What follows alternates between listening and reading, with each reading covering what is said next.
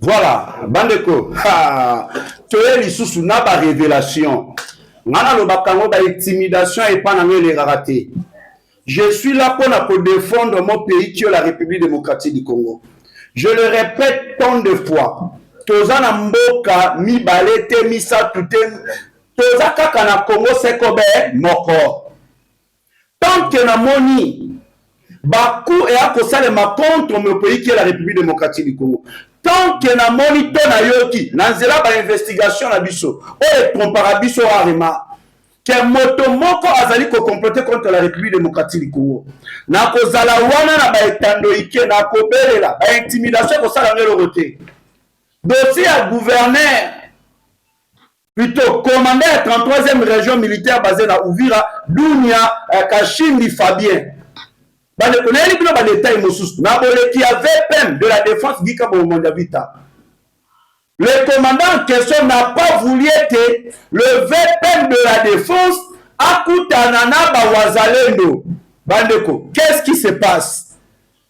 Pour la VPM, il y a défense à Koutanana Bawazalendo. Tandis que le VPM à défense, aux âmes au Konzinaye, et bon, qui ont imposé tout obligé au monde à Bawazalendo.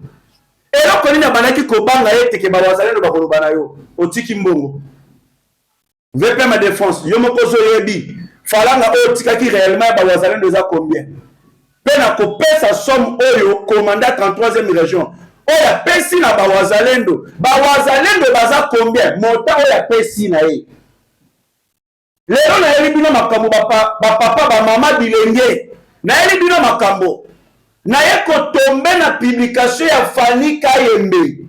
Bandeko, je vous assure, soki Kinshasa eza ko continuer pour là, Uvira wana e tombe, ba ko beta biso je kizengi ya repli stratégique. Bandeko, na kosola na bino awa. Makambo za ko yinda j'ai reçu même des appels. Ya basi ba militaire, de Wazalendo m'ont appelé. Ba lobi makambo ezali ya solo. Ba bloqué ba mbongo na biso awa même na basa ba militaire ba bloqué ba mbongo na bango. Le mission que ça la mission a créé une révolte moko ya ba militaire ya FARDC pour ba koka ko faire face na ba Rwandais o bazoli ba ko isa Uvira. Émission le bokoti sa yango na présidence de la République. Monoko na nganga na le babo epo na Goma na le babo epo na Bukavu. Le kena peka ba batuka ka boy. Aujourd'hui, nous avons vendu la lisusu Uvira. Uvira est tombé avant de tomber. Et le Rwanda a tout pris pour récupérer lisusu Uvira. Renfort, il y a des militaires rwandais au Yobaye. Incroyable. Renfort. Kagame veut à tout prix Uvira est tombé. Pour imposer, obliger mon Kozamboka à Sala Oye Kagame à Nabumo Businga. Pour mettre les solos à dossier ya Rubaya, cité minière de Rubaya. Bandeko, est-ce que Rubaya ça fait partie de l'accord tout ça dans l'américain? Rubaya, ça fait partie de l'accord tout ça avec les Américains. Natango na kolobana bino, France etindi ba mercenaires, etindi ba mando qui pour ravitailler le M23. Est-ce que vous bien pour être Rubaya est tombé? Bano, émission lelo, papa, maman, elenge, bon like émission, s'il vous plaît, bon like, non, on va pas que bon like, bon sécuriser émission, bon partager, tambo la bande de collaboration, ma congolais de partout dans le monde, les diasporas congolais de partout dans le monde, zote libanda ya mboka, molema, nakati ya mboka Congo, oye koma bilei na bino ya tango iso, ya koluka koyeba, Congo la kindenge nini, Congo la mukindenge nini, mambi matali politique, ya mboka Congo eza koleka lolenge kane santé politique ya mboka na bino vous sepelisi na degré moko incroyable marche oyo bozu bosali na Bruxelles na kotika ngote eleka inaperçu na kolobela yango et il y aura des vidéos oyo kozala balancer na betando ekena bino désormais les Congolais balobi bakokanga lisusu maboko te bakokanga minoko na bango lisusu te bako tolérer lisusu ba bêtise te les diaspora congolais de partout dans le monde on go wapi non on a félicité bino on lobela bino Mike Mukebai chassé na ensemble comme contre la République démocratique du Congo, parti ya Zambien, qui est Moïse Katumbi. Babengani Mike Karambai, c'est Mukebai, c'est Mukebai plutôt. Babengani Mike Mukebai. Na moni akoleka na émission si c'est à côté c'est na ebita kolobali. Babengani bande to beta lisolo ngo. Et kamisa bato ewo. Pas de Congolais. Na maye oyo to ko partager ko solala bino aba tozana ba dossier belé mais tellement télévision ezangonga. Il faut tout le candidat to ko coach ça to ko fina to ko balula pour beaucoup kakoyeba en réalité de quoi auto ekolobela. Na linga katango na kolobala bino faux message na ngeza la clair et permettre bato banso ba comprendre de quoi il s'agit. Ni na kata kolobela pe nini oyo nazo luka ba congolais ba comprendre. Oyazala ministre des Affaires étrangères, Christophe Lutundula, Agnati accélérateur. Tant que Kagame a président na Rwanda, Tshisekedi Yepé a président na Congo pour continuer quand la pression per rapport de force il colle à Kagame. Là c'est Christophe Lutundula, Oyazala ministre des Affaires étrangères. Alors bien on pas mater parce que dans le ministère Rwanda tu as la facilité à koyeba ba réalité makambo mingi zo le kana est. Koyeba ba secret caché. Bande ko ba secret caché. Bonjour et bonsoir, chers fidèles internautes de partout dans le monde, des alliés qui dépendent de l'émission Oyo. J'espère que Kolonzambe Azali toujours na kati ya kobatela la bino. Bande ko na biso ba Congolais de père et de mère. Émission vraiment s'il vous plaît, vous allez vraiment ébélé à partager, à commenter, à s'abonner, à aimer. Téléphone elinga ke beta kano. Téléphone. Yango na lobaka makambo oyo biso to bimisaka na minoko na biso. Ce sont pas des choses fabriquées et inventées pour na kosala ba baisse na ba réseaux sociaux non. Et ça ba makambo ezana nzela. J'ai reçu des appels. Ça ba militaire, de wazalendo. Balobi papoza na raison biso ba tozali a toyebi réalité le commandant de la 33e région militaire basée na Uvira le général Dounia il collabore avec les ennemis ozana raison makambolobi yango wana tozwaka mosolo te a blocage oluka keto balukela mboka ya Congo en collaborant avec le M23 de trahir otika ba M23 sans keto tenir ba tête nga balobi na ngai na ko tomber na publication ya Fanny Kayen natangi na lobi ewo ele ko dafa ngasa nde yango na okanga monoko te ba le auto est accélérateur. Voilà, tout le point liboso, j'aimerais avant tout le diaspora congolais de partout dans le monde, Bruxelles, submergé par la vague patriotique de vrais Congolais. Mon colonel, le 25 mai 2026 à Bruxelles, les doutes n'avaient plus sa place. À l'initiative de la Ligue de patriotes de la diaspora, le riz ont parlé congolais. Pas seulement par le drapeau rouge, bleu et jaune, mais par la langage lingala parfaitement assumé. Les chants patriotiques, les slogans populaires et surtout l'hymne national. Bawane basala ka bamibenga ba congolais. Est-ce que ba kalim national? Bayebi angote babane de ini barero mais ba véritable ba congolais ba petit bon hymne national. Boto wapi go wapi bota la pe blongi na bango ba bogar na babel. Moi biso ba congolais toye banaka. Bano hymne national repris avec force de milliers de voix de la place du trône jusqu'à Chuma, le vrai Congolais résident en Belgique est venu de différents pays, dont la République démocratique du Congo, la France, l'Allemagne, le Canada, etc., etc., ont imposé leur présence, leur douleur et leur patriotisme face aux tentatives de récupération et d'infiltration observées. Lors de la marche du 15 mai, cette fois-ci, Bruxelles a vu un peuple debout pour ces martyrs de l'Est, pour l'intégrité du Congo, pour ses institutions et pour la vérité. Car un peuple qui chante son hymne avec fierté, défend son drapeau avec dignité et porter son identité sans hésitation ne peut pas être peuple infiltré. Bandeko. Congolais batali bandeko na biso Congolais de la diaspora. Balobi na comment biso toza ebele biso Kolomboka. Tout le monde a bamborero oyo basala ba marche ba mikomisa ba Congolais. Bayoki personne te bakangi ba drapeau na biso na bakingo na bango. Tandis qu'ils sont en train de tuer les Congolais à l'est. Ils ne sont pas les Banyamulenge, ils ne sont pas des Congolais. Mais biso tozali babimi na Bruxelles. Des Congolais de père et de mère. Batali ici qu'on soutenir na bango le commandant suprême de l'armée et de la police congolaise, les garants de bon fonctionnement des institutions, son excellence, monsieur le président Félix Antoine Tshisekedi Tshilombo. Batali ici qu'on soutenir na bango na mapinga ya mboka ya Congo oyo ebiangami FARDC ainsi que le Wazalendo, le VDP, le patriote résistant. Balobi Fati ou rien. Kagame criminel. Bandeko zala qui est Senghor. Tant on a koloba, je pense bien baza ko illustrer vidéo ya ko maneta américaine na bino.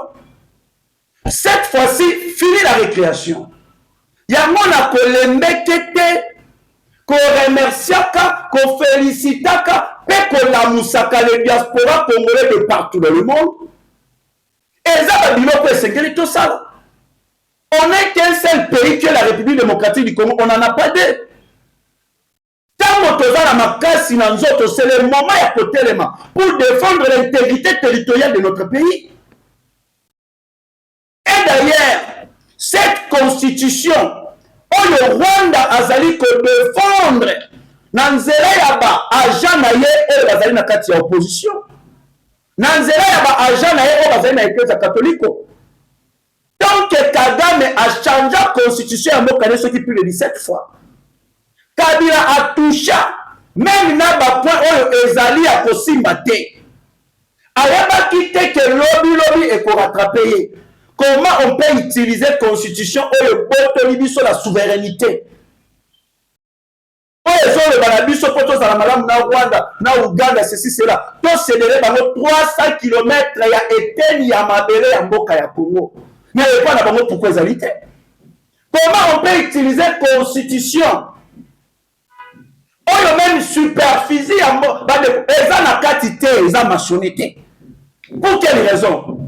Comment on peut utiliser la constitution dont un ancien ultra-kabiliste, Léonard Cheikh Okitunu, a été dénoncé, a dit non, cette constitution va imposer biso yango, et va travailler na Kigali. Kigali est tinde la biso yango awa, donc ça la constitution oyo et salema na Kigali. Donc regardez pourquoi. Et vous pensez, quand le Kagame azali ko s'imposer, a binisi ba million na ba opposant na ba prélat catholique. Pour ba barrer peut-être c'est que la route asi ma constitution pour ayebi ba intérêt des avocats. Dans notre constitution est reconnu. Il y a copé sa nationalité d'origine na ba Rwandais, ba mener vie politique na mboka ya Congo.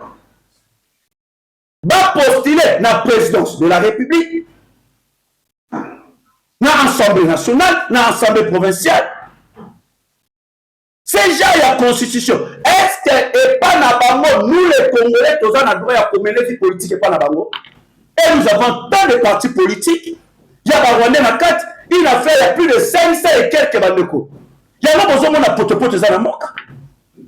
Chef de l'État zala qui clair. Nazo lingana changer constitution non pour na zala kaka na bokonzi non, ils ont pour na kopesa Congo. Beaucoup de konzi, ils allaient refléter. Imaginez bango. Fayoulou avait dit que il faut que le président a aussi ma constitution. Dès c'est ça dans l'Assemblée nationale. Alors on doit toucher cette constitution. Maintenant, bango le Rwanda bon ici. Moïse Nyarugabo a le pouvoir dans la transition. Il faut qu'il y ait touché la constitution pour la cause de Joseph Kabila pouvoir.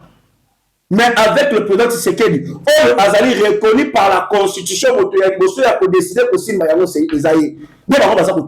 Avec Kabila, c'était pas ça. Vous comprenez la tête de Congolais.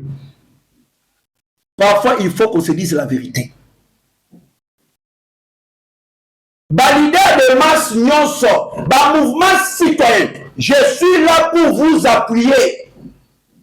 Manifestation et ça le matin qui ça a été cette constitution de Simba Yango. Vous êtes en train de bouffer de l'argent. Il y a 3 ans que vous m'avez congolais dans l'Est.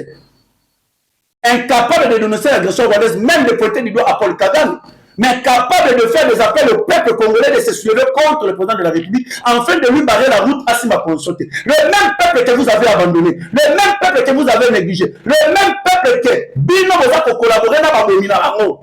C'est de ces peuples-là qui vont à la carte Roloba. Bandeko. Na évité. Oui, bien, la vérité, na la gauche à droite, éveil patriotique. Il y a un azala soki nazo sala zo mona Dako Star avant lui on a vraiment zo le bano nyata vraiment accélérateur on a Dako Star azo seka za ndeba fossette nazo seka alinga la vérité du Maro.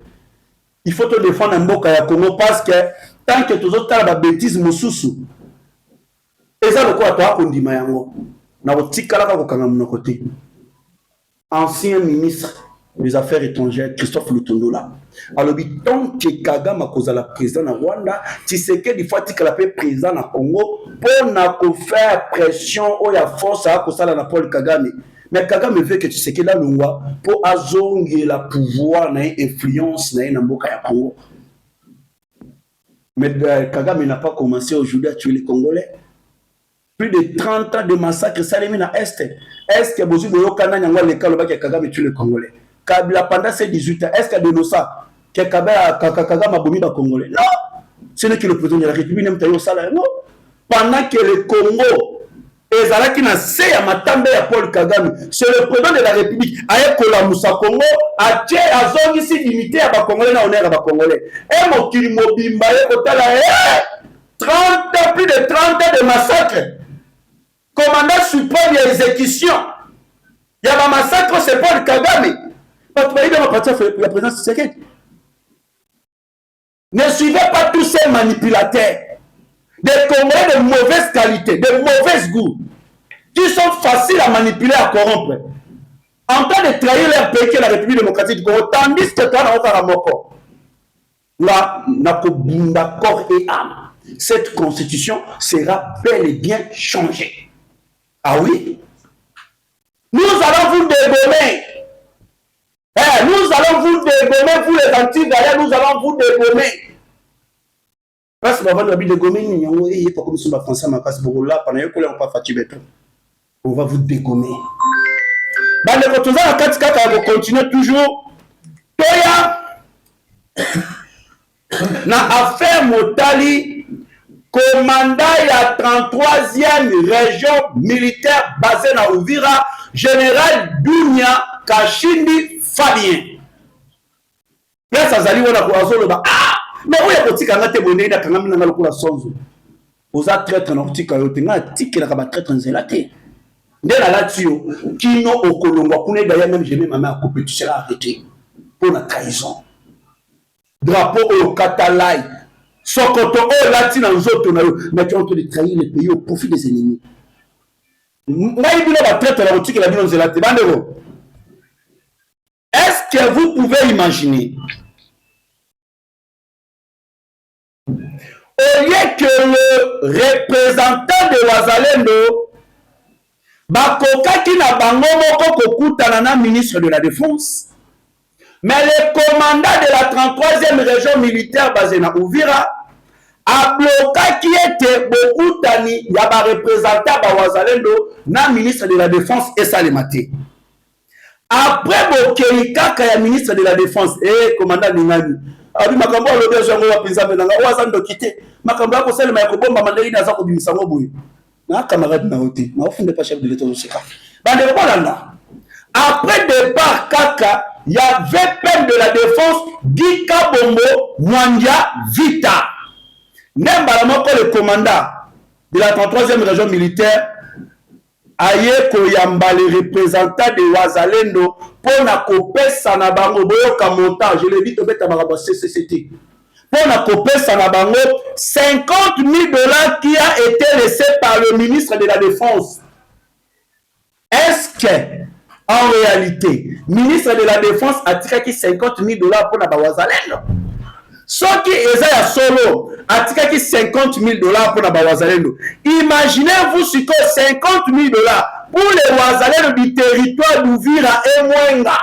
Eh, Pandeko, 50 000 $ pour na Wazalendo du territoire d'Uvira, Fizi et Mwenga. 50 000 $. Excellence Gika Bomomanda Vita, Persozali, est-ce que tu crées qu'il va Wazalendo 50 000 $? Imaginez. Et vous ne pouvez pas Wazalendo, on a toujours tout le territoire, il y a Ouvira, Fizi et Mouina. 50 000 $. Est-ce que le nombre de Wazalendo, ceux qui Bazali combien? Bazali combien?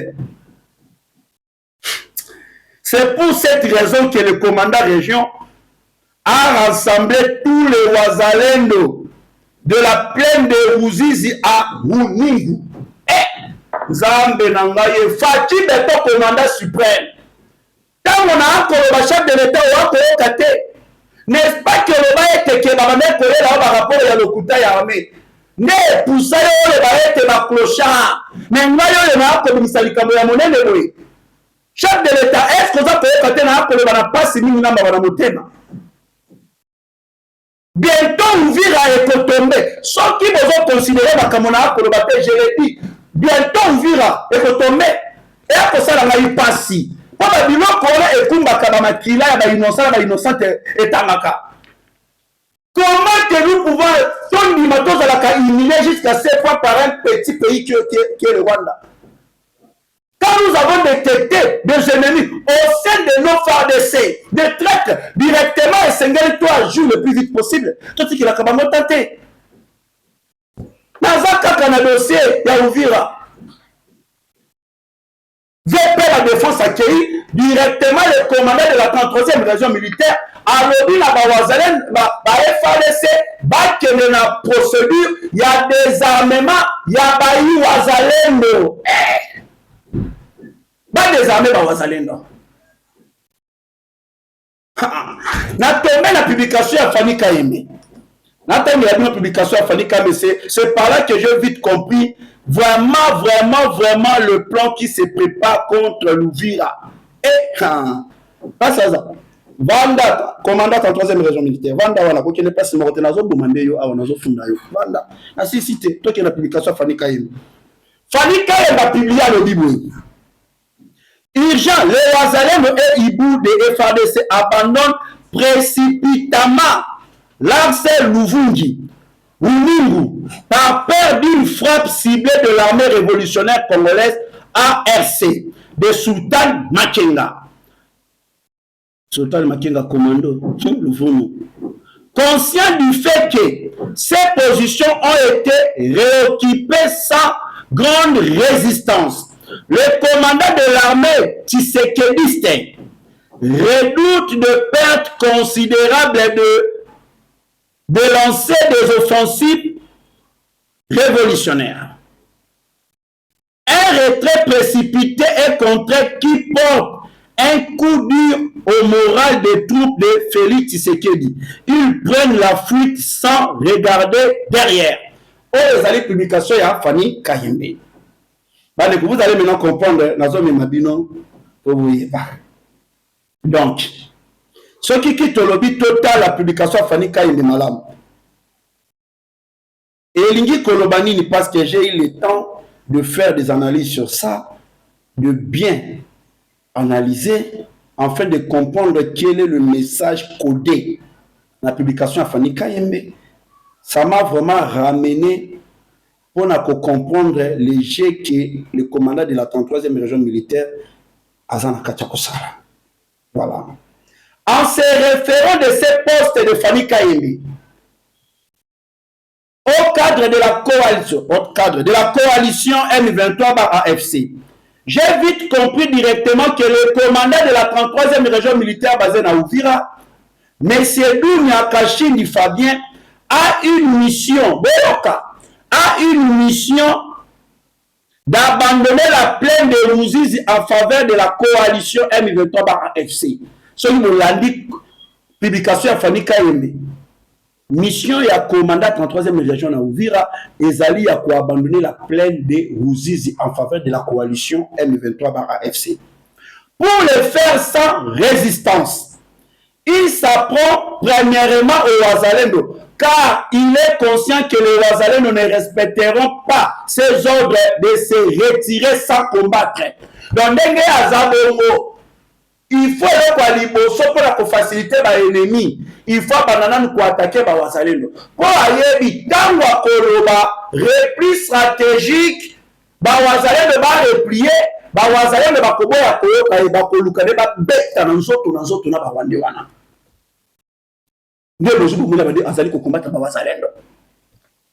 Après l'analyse en se référant à ces postes, après avoir rassemblé le Wazalendo à Runingu sous surveillance de FARDC, c'est clair que la coalition lancera une petite offensive et le FARDC vont se replier, soi-disant éviter le sang des innocents.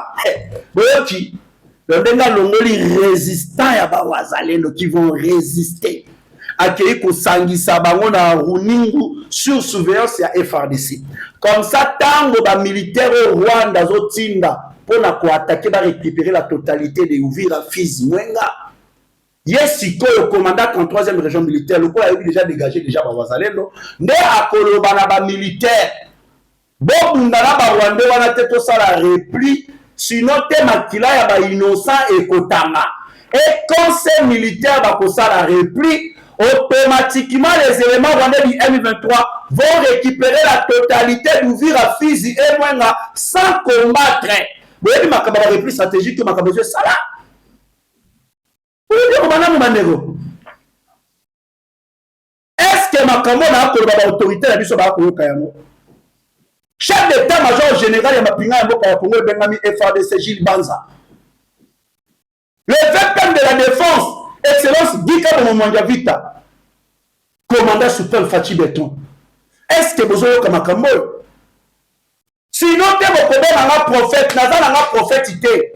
Parfois, tu comme ça va tout nous sous ma prophète, Nazan a prophétité. Nazan a Kambo, Nazan ça la recherche, Nazan Bimisa, Nazan Kundola, Nazan prophétité. Nazan comme ma prophète, le roi va voter. Nazan la vérité, bande konangai. Nazan la vérité. Ba veuve, ba soldat, ba oh baza ba blessé, ba kosimba falanga na bangote. Est-ce que vous pensez soldat tango kosimba prime na eta ko s'engager contre ba ennemi? Et ça la kala ko démoraliser ba militaire. Po ba bundate, ba tika ba ennemi ba sala oh ba ba lingi. To lo bato to lo baté. Na lobby, quand même je pense bien que le message est passé. Ah, le message est passé. Le message est passé. Vous avez belé tant de la dossier, vous avez témoin. On a le bas quitté. On a lobby. L'essentiel, le message est passé. Dans la zone, on a bête à Babylon, il y a moto, vraiment, tout bazamba. Au moment où on a battu 2 minutes. 2 minutes, on va chaper bouillir des pèses. C'est quand il y a d'abord, Madouaba. Il y a Kalaté, il y a d'abord. Tout défendre un boca. Affaire, il y a Uvira. Non, Uvira, non. Uvira, tu as déjà à côté, j'ai tout dit, c'est tout. Il y a Rubaya. Et le Robani n'a pas congolais, va retenir les alliés. Na accord au Sali avec les Américains. Rubaya est en akati parce que Rubaya est allié poumon économique à Rwanda. Ouais, ça la Rwanda est comme un premier pays producteur ya coltan. Nanzela ya Edouard Mwanga Chuchu, un Rwandais mais député national en République démocratique du Congo. Azwa ba ancien terroriste ya ba M23. Alaksa bango ba teni à la police congolaise, nde ba mande ko sécuriser cité minière de Rubaya. c'est Rwandais bazalaki le mieux payé par policier la biso bakopousa na même pas les akana bango. Qu'on récupérer le Rubaya ezali coup fatal na Rwanda Kigali. C'est pour cela le président de la République, quand on a qui accord avec les Américains, Rubaya est en akati. Et les Américains balingi à tout prix que Rubaya est à la libérer. C'est parmi les raisons, bande konanga ba Congolais de père et de mère. Le chef de l'État congolais a déployé ba unité ya Ibu. Ba unité ya Ibu ba yebi oyo balobaka repli stratégique te. Ba yebi amote, bango ba kinaka zoto na zoto. Et le monde a wazalé le zoto na zoto. France oyo bénéficiaka na cité minière de Rubaya. Yeba tala le bino ba koki ko céder ngo boyete. Kagame vient de renforcer ses troupes pour na ko barrer la route na mapinga ya mboka ya Congo FARDC ainsi que les Wazalendo bakoka ko pénétrer na Rubaya te. La France toujours a financé Rwanda les M23. La France bazo continue toujours kotinda bamando qui na armée ya Rwanda RDF ba M23 pour na ko frapper RDC na Rubaya. Il y a même Natango na koloba de mercenaires français oyo bazu bakiti afin de barrer la route que Rubaya toko tate to récupérer à monter. To récupérer à monter. L'armée, après l'arrivée des renforts venus du Rwanda, lobby, le militaire rwandais vient de lancer des offensives contre les positions de Wazalendo autour de Rubaya, c'est mardi le 26 mai 2026. Les Wazalendo sollicitent un appui aérien auprès de FARDC. Les Wazalendo va solliciter un appui aérien auprès de FARDC. Moi, la paix, ça va bien vraiment ma cambo, ça vraiment pour le Canada Est. Je ne vante pas dans la Kisakate, c'est cela. On a pour le Banabino, Yango. Position Sikoyo, Yaba Wazalendo, Ezali d'ici Kakani, Bandeko. Position Yaba Wazalendo. Natango na pour le Banabino. L'armée congolaise, donc Massissi, le FARDC, appuyé par le Wazalendo, ont pris mon Kolomoa mardi le contrôle de Kanyaru. Ezali à seulement 1 km de la cité minière de Rubaya, dans le territoire de Massissi, au nord Kivu. La minute, FARDC appuyé par le Wazalendo, bazu contrôle ya Kanyaru, Ezali seulement à 1 km de la cité minière de Rubaya, territoire de Massissi, au nord Kivu.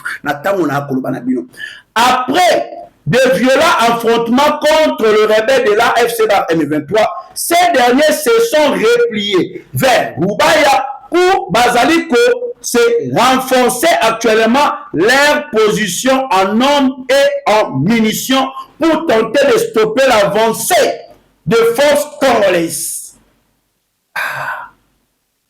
Alors, Rubaya na zolo banabino eza opesi mwa boyi oboyo kaka zamba epeli moto Rubaya. Makambo eza ya oyinga. Tellement qu'on a dépassé Nito Suzalaki na yango, nazo chité na dossier à monsieur Mike Mukebai parce que na lobela kibino téléphone na lobela yango. So na lobela yango te malgré na lié minute mais quand même il faut boyer ba. Po ebele pe ba kozela ba eba ni ekomeli Mike Mukebai. Mike Mukebai a combattu un problème na CG. Il y a ensemble contre la République, il y a Zambien Moïse Katumbi par son vrai nom Soria Nodanyora Missile.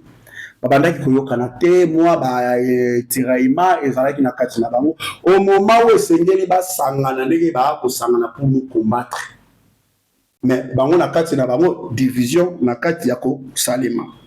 Mais c'est Mike Mukebai est désavoué ce lundi du parti Ensemble contre la République du Zambie, alias Katumbi, par les 4 fédérations de Kinshasa. Pour ceux qui ne connaissent pas le micro-parti politique Ensemble contre la République, la seule vision où le membre Baderaka ezali juste va profiter de l'ambo ya Katumbi, ba yiba Maï oyo Katumbi azali na yango ayiba tanga zalaka gouverneur na province du Katanga. À part ça parti wala bakoti la kiloko mu société. Et je pense bien que Michael Mukeba itango akoleka na émission oyo babengisi epai ya Gokesei akopesa peut-être akopesa ba détail ya eloko nini et créer bitumba oyo yazali na ngona CG ya ensemble ya Katambi. C'est un peu ça la réalité de ce qui se passe dans notre pays. Voilà. Pour aller là, bande kolanga ba congolais de père et de mère, je pense que tout ce qui awa ndenge na senga ki na bino na ebandeli ya émission, bo like émission pour la sécuriser yango, bo commenter, bo partager, bo s'abonner, on est ensemble pour défendre notre pays, la République démocratique du Congo, car tout ça dans c'est comme moko. Na cadre de sensibilisation et ya éveil patriotique, na talisi bino l'importance ya kosimba constitution et ezali pour l'intérêt à chef de l'état la famille na été, mais ezali pour l'intérêt général de la nation. Tobunda tozo beaucoup et ezali ko refléter image na biso ba imboka ya Congo. Pour aller vraiment tout ce qui a numéro plus 243 89 60 77 556 plus 243 89 60 77 556. Tout le monde à la prochaine. Que le bon Dieu vous bénisse. Que le bon Dieu bénisse la République démocratique du Congo. Bye.